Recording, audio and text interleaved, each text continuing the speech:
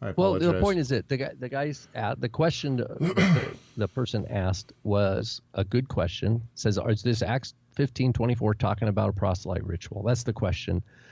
The first thing we need to address, though, is that the passage or the version that he cited from is not, in fact, the best version or translation for this particular passage.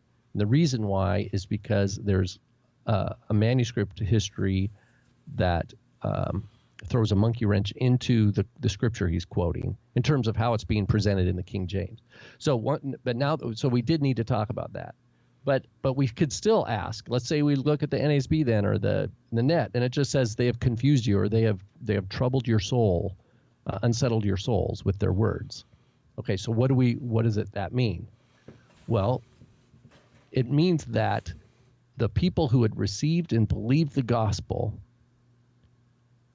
and were excited about it, right? And they were orienting their lives, changing their whole lives to worship the God of Abraham, Isaac, and Jacob, and believed they were included, were being told by, quote, Jewish authorities that somehow they were not in fact included. Mm-hmm. And then secondarily, we say, well, there were different groups that says, well, you have to be part of our group if you're going to be part of True Israel, or you got to be part of our group. Certainly, there was no monolithic kind of Jewish, like the Catholic Church, where there was a pope and sure. It wasn't like that. Because if it was a Qumran-oriented group, they'd say you need to become one of our thing, and you need to abandon the temple, and you need to become part of our worship. If it was a Pharisaic group, it would have been something different.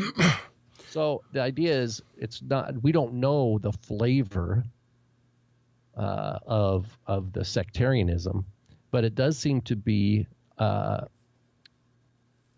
there were people and we know that there were Judeans. Paul writes at the end of Romans that he wants to bring the fullness of the blessing of Messiah to the Gentiles, and that he's praying. He says, I need help. I want to take this offering back to Jerusalem, and praying that it's accepted by the saints.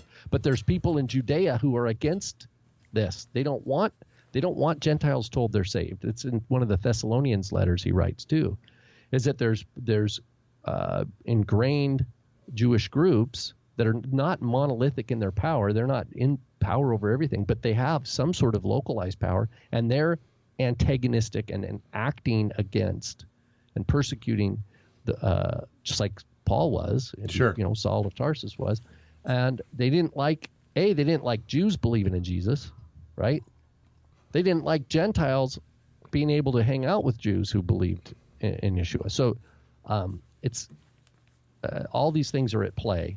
So the reason I want to frame it with a little more nuance like that is to say that just to think proselyte ritual, it has some truth to it, but we can't just let it sit at that basic level, because that next thing you know, we're looking at rabbinic literature to say, well, sure. What is the proselyte ritual?